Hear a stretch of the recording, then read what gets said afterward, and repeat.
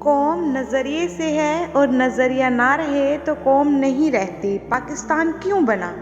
نئی نسل کو سمجھنے کی ضرورت ہے۔ خان صاحب جیتیں یا ہاریں، لیکن کل کو پاکستانی قوم کم سے کم اپنی نسلوں کو بتا سکے گی کہ پاکستان میں ایک شخص ایسا بھی تھا جس کو خریدنے کے لیے دنیا کے پاس دولت کم پڑ گئی تھی۔ ہیرا کہیں بھی ہو، دور سے ہی آنکھوں کو چمکتا نظر آ جاتا ہے۔ ماشاءاللہ، ہمارا عمران خان بھی وہی ہیرا ہے جو دنیا بھر کے لوگوں کو پورے آب و تاب سے چمکتا ہوا نظر آ رہا ہے۔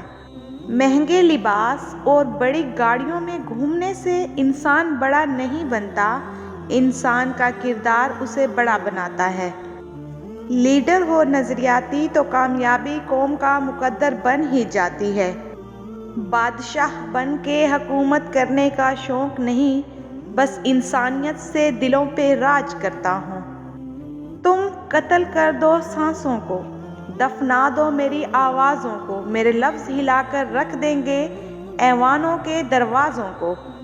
نا امیدی کفر ہے اور میرا آج بھی یقین ہے عمران خان بازی جیت جائے گا انشاءاللہ تعالی۔ میرے کپتان کو لاڈلا کہنے والوں سن لو، میرا کپتان تھا اور ہے لاڈلا۔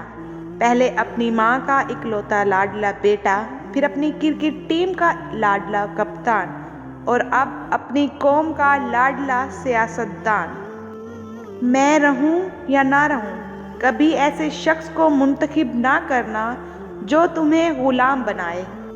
کبھی سوچا تھا کہ پاکستان میں ایسا وزیر اعظم آئے گا جو اپنی فائلیں خود ہاتھ میں اٹھائے گا، جبکہ پاکستان میں ایک معمولی افسر بھی فائلیں اٹھا کر چلنا اپنی شان کے خلاف سمجھتا ہے۔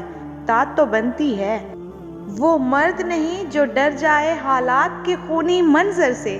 جس دور میں جینا مشکل ہو اس دور میں جینا لازم ہے۔ مخالفت ڈٹ کے کریں لیکن منافقت کبھی نہ کریں، کیوں نہ کہ مخالفت جرأت مند، دلیر اور خاندانی لوگ کرتے ہیں، لیکن منافقت بزدلوں اور بد نسلوں کی صفت ہے۔ خان کی جنگ جناح سے بڑی ہے، کیوں نہ کہ گورے بغیرت نہیں سے۔